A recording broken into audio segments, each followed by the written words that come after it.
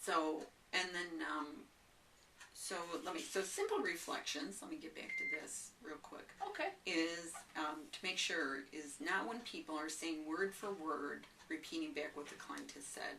Like they have a little parrot on their shoulder that's going, you have to rephrase it or restate what they've said. And the simpler, the better. That's kind of hard sometimes for people to understand. Less said, better. And how you normally have a normal conversation with somebody is a good model of it.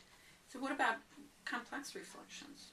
Well, if you're done with simple reflections, our audience might be wondering if simple reflections are just something that they choose not to do, or is it something that they use as a way of moving the session along? They might use a simple reflection to, sometimes they will just repeat what the person has just said, only shorten it up a little bit. But if it's kept up, then the client starts wondering, where are you hearing me or are you just repeating me? Right. Okay. It's just especially in the beginning of a session with someone you don't know, you're mostly going to use simple reflections and then start working more on complex reflections. But so the more we gather, the more complex. Right. So it's just rephrasing very simply. It's not a summary. No. It's just a little sentence, 5 to 7 words long. Okay. So the complex reflection will move on from the throwing them in your purse. Well, if you throw it in your purse, will it help you to go through the day and with more energy? Closed question. Well, I just went blank there. If you put some almonds in your purse, will it give you more energy? I'm wondering or do you have to eat the almonds in order to get more energy? I have to eat the almonds. Okay. So that's the complex reflection, is not only just throwing it in your purse, going that extra mile, making sure that you remember the almonds in your purse, the raisins, the trail mix, and actually giving yourself time. Are you giving advice without permission there, though? Yes. Okay. Yes, I am. So you would just get a Mina. I would get a Mina. A little spanking. So anyway. Well, then how could I?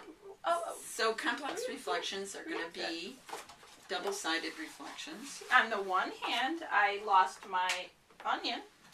And on the other hand, it doesn't matter. Because it's a Mina. That's right. Okay. And so double-sided are always very easy to remember, because you'll see people actually, I'll hear them actually in the sessions actually using their hands. And so then there's also metaphors. Right. Your plate is very full. Your purse is very full. Balls in your court. Yes, and when you're running around busy all day, how do you feel? Like running out of gas in your car. Yeah. So I know for myself, I need the fuel. Yep. Fuel for me is food. Right. So, and then amplified reflections are also complex reflections. Can you talk a little bit about amplified reflections? Because they are something that I find need to be used not only with caution, but further into the session. Yes, you really need to have a strong alliance with the client before you use those. So we might, so amplified would be the example of if you're telling me all the reasons why you don't have any problems at all with your drinking, but you're here because of 2 DUIs and you have a .32 on your BAC. And I've been exploring things with you, and you're saying I don't have, and I say, so drinking's not causing any problems at all for you. And that's not colluding, and that's not coming on.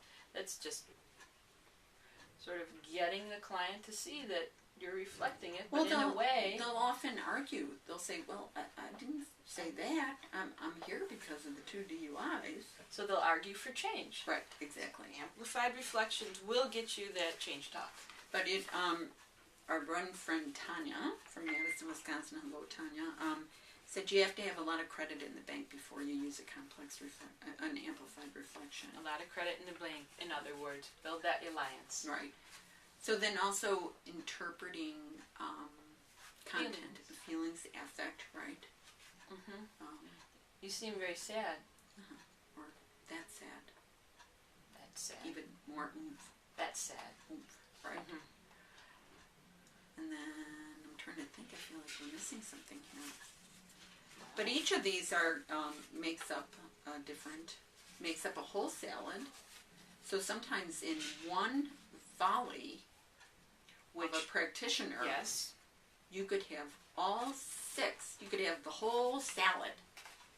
And you can have 6 hatch marks. Potentially, that's right. Although one will trump the other. Oh, right. We wouldn't want to mean. Well, we'll get into that. Yes. Although you could have a Mina and a Mina. Yes. But an open question would trump. Right. And a Mia trumps a complex. So you could have 5 behavior counts. We'll go into that. The default rules are a whole different ballgame. So this is parsing out. So for an example, I might say, I think that the fact that you are taking this course really says a lot about your willingness to get really good at coding for your research project or becoming a practitioner.